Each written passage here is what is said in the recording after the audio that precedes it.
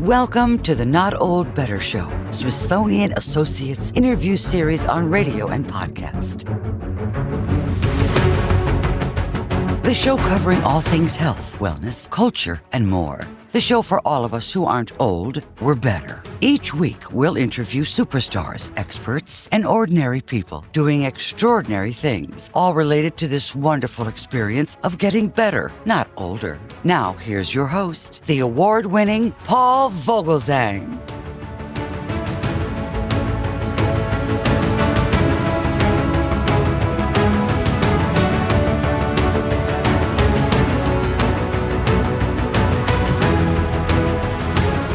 Welcome to the Not Old Better Show, Smithsonian Associates interview series. I'm Paul Vogelzang, and they called them the Indispensables. But odds are, unless you're from Marblehead, Massachusetts, you've never heard of them.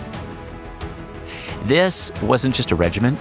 This was a brotherhood of white, black, Native American, and Hispanic soldier mariners years ahead of their time who didn't just fight the revolution, they saved it.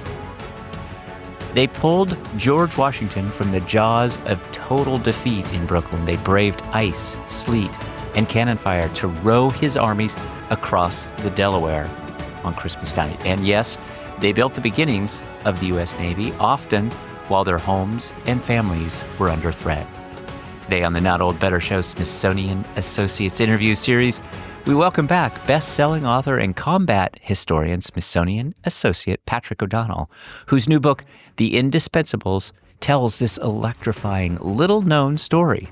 Patrick O'Donnell will be appearing at Smithsonian Associates coming up, and the title of his presentation is The Indispensables, How the Marblehead Regiment Saved Washington's Army. Check out our show notes today for more details, but we have Smithsonian Associate Patrick O'Donnell today, and you'll hear him talk about these shipboard mutinies, the secret hospitals that existed, revolutionary era cancel culture, and a forgotten hero who was exonerated by none other than John Adams.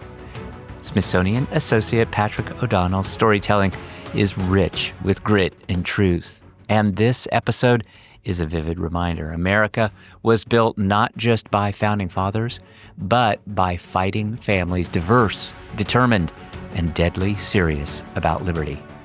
This is the Not Old Better Show Smithsonian Associates interview series. Please join me in welcoming Patrick O'Donnell. Let's get started. Smithsonian Associate Patrick O'Donnell, welcome to the program. Thanks, Paul. It's great to be here with you.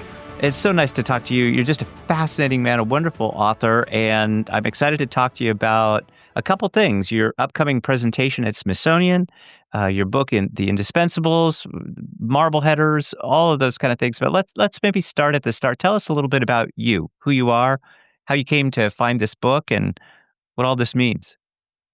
I've been a full-time historian, military historian for over 26 years. And best-selling author. I've written 14 books. My expertise is on elite units and special operations forces, regular warfare. I'm a frequent lecturer at various three-letter agencies on things like that, as well as others. I've been there. I am a military historian. I fought in the Battle of Fallujah with the Marine Corps in a platoon that had the most casualties. I wrote a book called We Were One based on that platoon. It was on the Commandant's reading list. Another book that I wrote was called Give Me Tomorrow. It was a story about the members of George Company 3-1. When I came back from Fallujah, they were wondering who I was, and I told them I was a civilian combat historian with them, and they said to me, well, wow, you guys carried our battle guide on from 1950 in the Korean War. And it's an honor to meet you. And would you like to go to lunch? And I said, sure. But that's an example of how books find me. And all of the books that I've written have found me. George Company found me by coming home from Fallujah. And then they said to me, you need to come to our reunions. And, nobody believed in a book on the Korean War.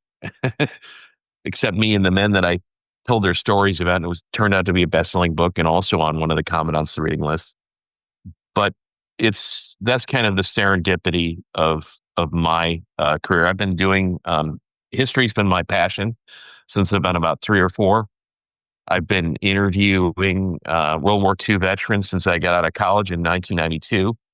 Interviewed thousands, probably of all the elite units from the 82nd Airborne to the 101st. And then my specialty is the OSS as well, the Office of Strategic Services. I'm a director there. I'm also the historian with the society, and that's the origins of Special Operations Forces as well as the Central Intelligence Agency. It's their precursor. For me, history's been my passion since I've been 4. I haven't worked for 26 years. I tell stories. I chronicle the past, bring things to life. I spend a lot of time in the archives, but I enjoy every minute of it. Well, congrats. And Thank you. yeah, it really is a pleasure to talk to you. And so I want to talk a little bit about the Indispensables because, I think so many of us have this kind of polished view of George Washington and the men that helped him succeed in the revolution. You refer to these men as indispensables, but also as Marbleheaders. So maybe tell us who they are and where the term Marbleheader comes from, because I thought that was a fascinating aspect of the Marblehead or Marbleheader comes from during the American Revolution. It was the second largest city in Massachusetts. It's roughly, a little bit over 25 miles as the crow flies from Boston in the north eastern direction. And these are men that prior to the revolution made fortunes on cod fishing and fishing the Grand Banks of, Nova Scotia. They also traded around the world. So they built fleets of trading ships. And they were also involved in some of the most hazardous and dangerous occupations in the world at that time. Fishing in the Grand Banks was absolutely treacherous. Massive swells. People went overboard all the time. There were many, many men that were just killed by fishing themselves. And the fish that they brought in were hundreds of pounds. And then they'd be salted and repackaged, and they would trade the cod for other goods. And they sailed around the world. But Marblehead is the scene of really some of the first resistance in the colonies. And the book starts, the preface of the book or prologue is a scene in 1769 where the Marbleheaders are coming back from a voyage to Spain where they're transporting salt. They had just traded cod, transporting salt, and they are suddenly confronted by a Royal Navy ship. And this is not a friendly encounter. They are there to board the ship and then kidnap the sailors on board. And this is known as impressment. And it was if you look at the Declaration of Independence, the body of that document is a set of grievances. And one of those grievances is impressment, where you were kidnapped and put on board a Royal Navy ship, paid a pittance, and it was a life of toil and harm, and you weren't allowed to leave. It was enslavement, and it was terrible.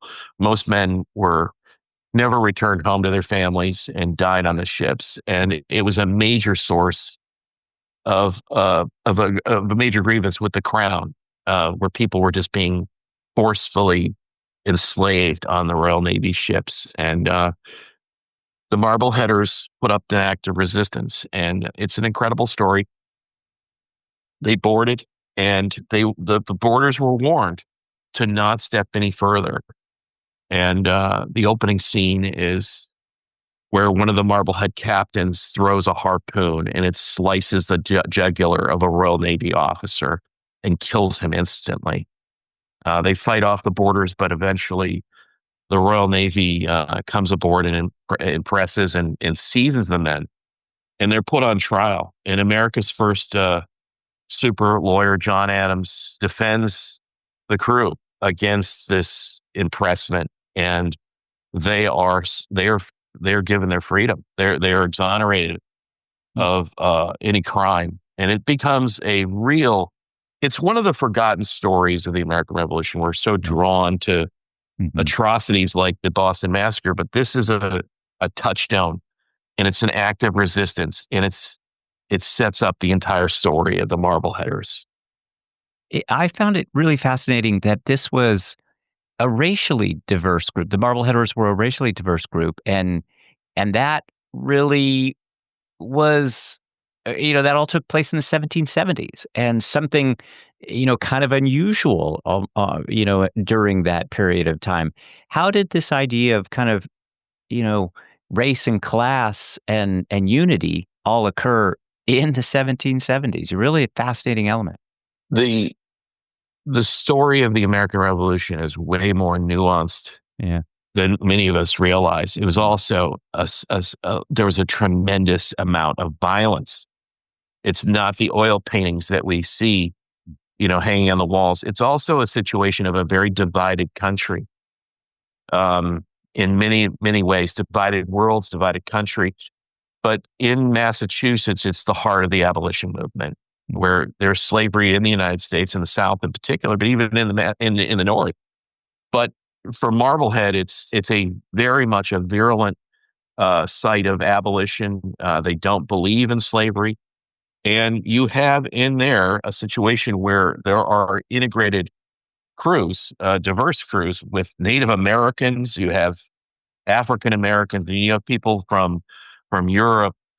And it's a fascinating story of diversity, but also unity, where these men come together and they work as a team to survive the Grand Banks together. And that is a critical element on how they will perform in the American Revolution. And they will save the United States multiple times and the Army multiple times. Interesting, too, you used this phrase just a moment ago, we were a divided country, not unlike perhaps what we're facing today. Not to be in any way political, but, you're a military man. My dad's a military man. I'm a former government, employee. I think, we think about today's military and today's divisive nature. What can we learn today from the Marblehead unit, the regiment? Then this is America's first diverse regiment, but they were also united. They were an elite regiment. They were also entrepreneurs. They didn't get a government handout in any way, or they had to make their own way. And they had to do it through their own sweat and toil. It's a situation where they faced not only impressment, but they faced regulations that were just crippling from the crown that was 3,000 miles away. And they didn't have any representation. And it was about power and control. It's a situation which we see today. At the very base level, there's a tremendous amount that we can learn, that we can be proud of as far as our history goes. And this is a situation where the Indispensables presents what it was like and in the nuance of the American Revolution. And much of it is in their own words. The great oral history archive that's been largely untapped, that the Indispensables, and another best-selling book I wrote called Washington's Immortals, which draws upon the soldiers themselves in their own words. I use pension application files. If you were lucky enough to survive the revolution up until 1820 and beyond, you could go down to the local courthouse and swear under oath that you served. And within those documents, you have to prove that you were a soldier or a sailor. And I utilize those extensively to get the oral histories of what these men went through. So you're getting the boots on the ground view. It's not we have many of the great general officers in this book, including Washington, who's a mainspring in this story because he helps form the Navy. But you get that ground level view. It's a band of brothers on the Revolutionary War. Mhm. That is the Indispensables. And so you write about the Indispensables, and one of the other interesting things, I just learned so much. Again, congratulations on this work. I love to read these historical books because I end up learning so much too. And I just love this. The one fact that just jumped out to me too is, and you mentioned just a moment ago, kind of the notion of the oil paintings, and one that of course comes to mind is crossing the Delaware, such a memorable scene, etched into all of our American memories. But the Marbleheaders really made that happen. And I wonder if you talk a little bit about this and talk about their these soldier mariners that really were prepared for that moment, for crossing the Delaware. And I wonder if you tell us a little bit about that, but in particular touch on what would have happened if they hadn't pulled that off.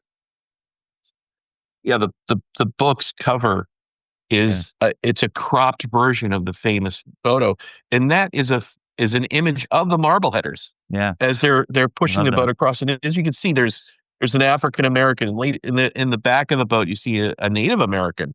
It captures the diversity of the crossing, which is one of the most significant events in American history, Mhm.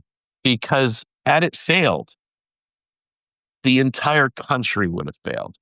These, backdrop, these are the most dangerous and dark times in American history. The winter of 1776. Washington's army was facing one defeat after another. Hyperinflation was racking the land. Amnesty was offered by the Crown in New Jersey. Many people were taking it, including a signer of the Declaration of Independence. It was looking like the Crown was running the tables, and George Washington has to come up with an operation that will change the trajectory or the course of the Revolutionary War, which they're desperately losing. And the other thing that's happening here is the enlistments for the men are all set to expire. Most of them are set to expire at the end of the year. So he has to work quickly. The army is disintegrating in front of his eyes. So he decides to attack an outpost in New Jersey at Trenton. The problem is there's a river in the way. In a river assault crossing to gain surprise, it's one of the most difficult operations imaginable. But on top of that, the day that they crossed, there was a nor'easter. So the water was extremely turbulent. They had three prongs of the attack on Trenton. The other two failed. It was only the Marbleheaders that got them across. And that was only a portion of the army. Had they not been there, the operation would have failed. They got them across, and then they're instrumental in helping secure Trenton. They're part of the a flanking force that moves down the river road that straddles the Delaware River that's on the side, and they capture a key bridge across the Assunpink Creek, severing the best route of escape for Johann Rall and his men. And they changed the course of history. That was just one example. They do it again. They do it earlier at the American Dunkirk, where all was lost at the Battle of Britain, and they were able to evacuate 9,500 Americans right under the noses of a massive British army, as well as the Royal Navy. And it's here that a providential fog sets in and screens the movement of the Marblehead boats that had crossed almost a dozen times to bring the army safely to the shores of Manhattan. You're listening to the Not Old Better Show, Smithsonian Associates interview series on radio and podcast. Of course, I'm Paul Vogelsang, and if you're just joining us, we are in the thick of it. Cold rivers, cannon fire, mutiny, and miracles. Today, we're joined by Smithsonian Associate best-selling author and combat historian Patrick O'Donnell. He will unpack for us in the second half of our show the fierce, untold story of the Indispensables, the Marblehead Regiment that didn't just row Washington across the Delaware. They rowed America into existence. This isn't textbook history. This is real, raw, and absolutely riveting. Coming up, we'll hear how a smallpox outbreak nearly ripped the town of Marblehead apart and how one of the town's most canceled citizens would become the unlikely hero of a public health campaign that saved the entire Continental Army. And yes, there's still more harpoons, sabotage, and surprise attacks ahead. Please stay with us.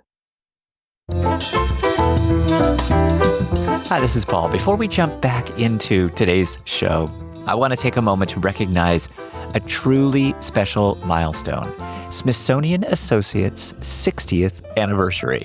Since 1965, Smithsonian Associates, the largest museum-based education program in the world, has been inspiring lifelong learners with unforgettable experiences, connecting audiences with the Smithsonian's museums, research, and experts in new and exciting ways. This year, the celebration is for you, with a full year of special programming both online and in person, from behind-the-scenes looks at Smithsonian collections to conversations with astronauts, historians, filmmakers, and curators. There's something for everyone. Smithsonian Associates has created something extraordinary. I'm proud to partner with Smithsonian Associates to share their incredible programs with the Not Old Better Show audience. Thanks for being part of this journey.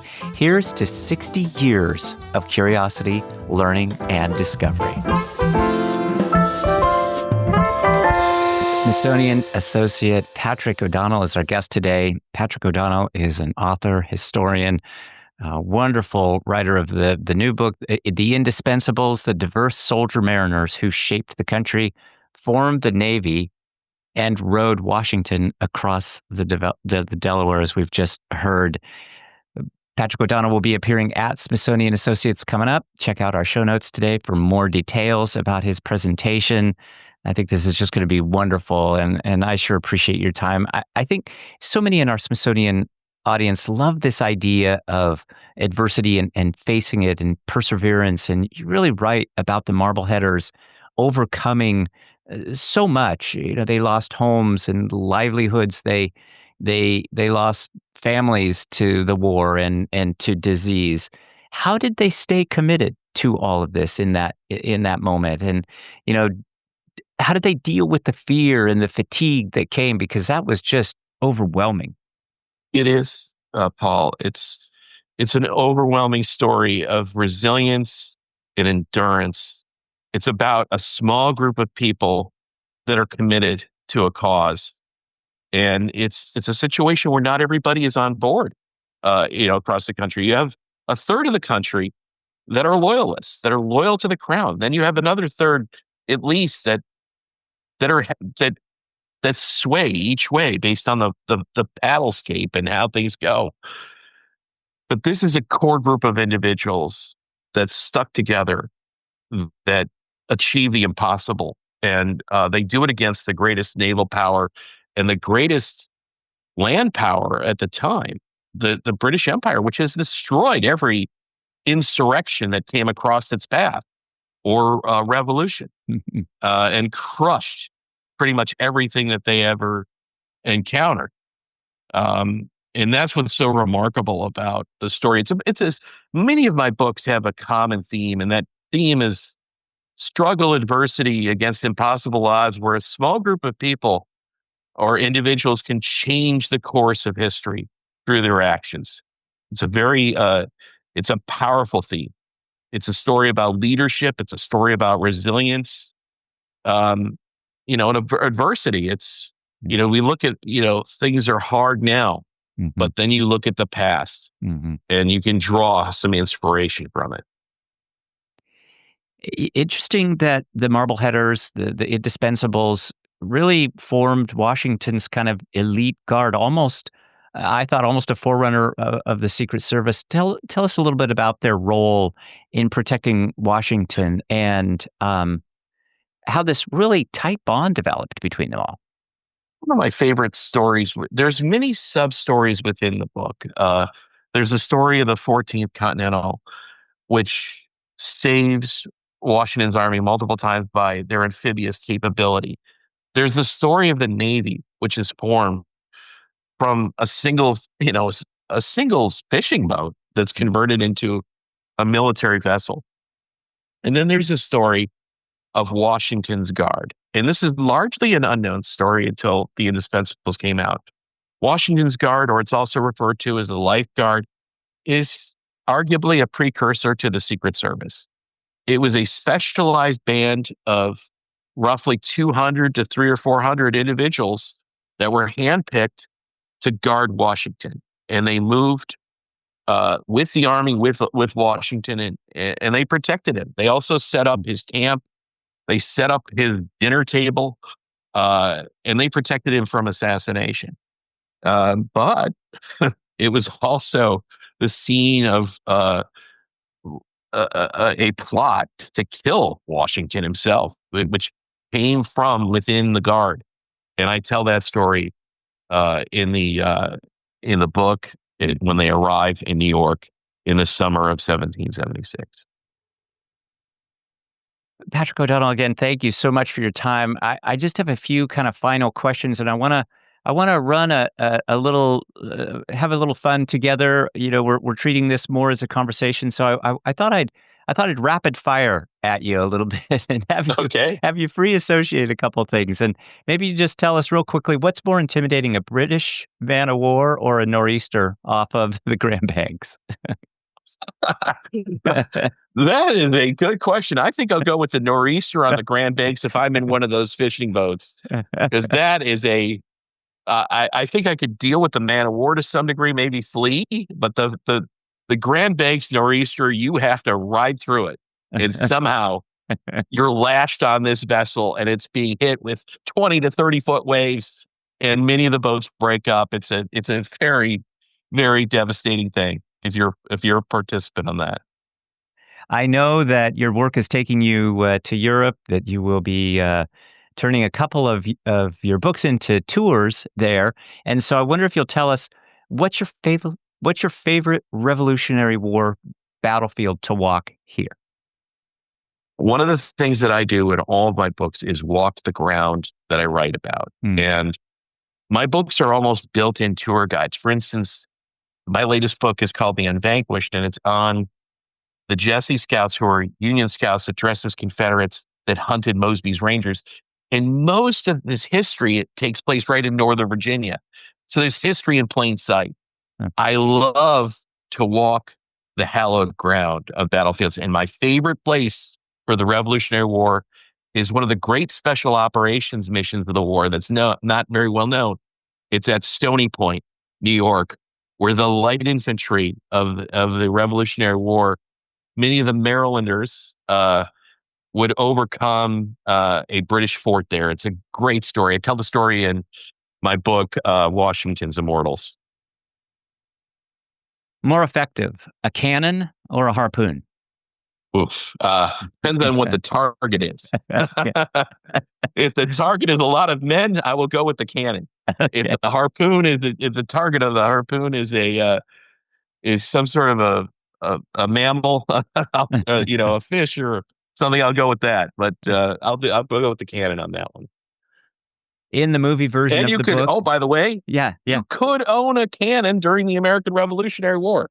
And one of my favorite stories in the Indispensables, it's a kind of get off my lawn story, get off my front lawn story. Perfect for our, where the main character of the Indispensables, John Glover, is long story, but they build a hospital which is burned to the ground for inoculation by a mob. And his entire house is surrounded by hundreds of mob, wielding individuals that are trying to kill him. So John knows that this is going to happen. He wheels a 4-pound cannon into the foyer of his home. And when the mob appears, he orders the doors of the front house thrust open, and he is there with a lighted torch, ready to touch the hull of the cannon and fire it into the crowd. And he orders them to disperse. And that is this diminutive man of action, 5'5", basically stands down the mob, and it's a get off my front yard, scene. I love it. I love it. I love it.